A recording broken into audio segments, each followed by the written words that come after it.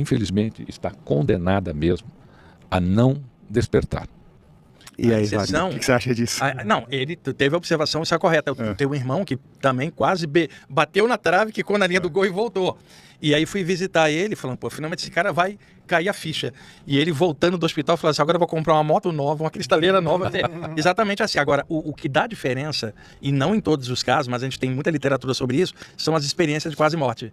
Porque aí elas embutem uma outra coisa, que não é somente o cara estar no hospital com a ideia da morte. É ter tido a parada cardiorrespiratória e ter tido a saída do corpo, cara, porque isso muda o parâmetro. Quando volta, dá um start, de repente a pessoa muda, mas tem gente que também não muda nem assim. Agora, alguns acabam alavancando processo de mudança por causa dessas EQMs, que é o ponto de exceção. As pessoas se arrependem muito do que não fizeram e quando tem a chance de corrigir, não corrige. É um enigma, né, isso no ser humano. Verdade. Então, você tem a chance de amar mais o seu filho, você tem a chance de amar mais a tua mulher, de gostar mais das coisas que você faz, de praticar um pouco mais do bem, mas aí você não faz, você volta para aquela sua vida. Eu tenho uma explicação um pouquinho científica para isso, eu não diria nem científica, diria genética. Nós somos mamíferos. Todos os mamíferos são altamente condicionáveis. Toda a genética mamífera é altamente condicionada. Os elefantes na África passam a vida inteira entre a comida e a água. Se você trocar comida de lugar e água de lugar, eles são capazes de morrer de fome, porque eles não conhecem outro caminho. E o ser humano tem um pouco disso. São poucas as pessoas que conseguem se libertar dessa genética que te condiciona. As pessoas passam... É como se alguém só repetisse a sua história várias vezes. Padrão repetitivo de comportamento. Não importa a história que você viva, você vai viver a sua história primária. Então, o cidadão casa, não dá certo, ele casa de novo. Revive a história. Mas eu vou casar de novo. Ele casou 6 vezes, reviveu 6 vezes a sua própria história. Ele não mudou, ele não conseguiu sair daquela história. Nós temos uma tendência hoje, nesse mundo tão tecnológico e ao mesmo tempo burrológico, né? Porque burrológico é a expressão ótima. Tecnológico, mas burrológico. As pessoas estão repetindo a sua história.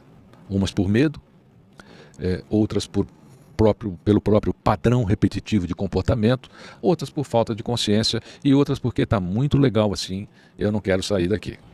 Então é a questão da pessoa ser confortável até em fazer maldade. Tem gente que se sente confortável fazendo maldade.